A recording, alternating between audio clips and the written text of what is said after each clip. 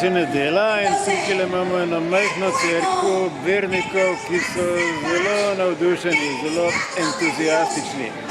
Smo pa v bližini ruševine, precej imenitne srednjeveške, novoveške utrdbe, če ne celo cerkve, na tele strani. Ampak zdaj gremo gledati tjale noter, kaj se dogaja.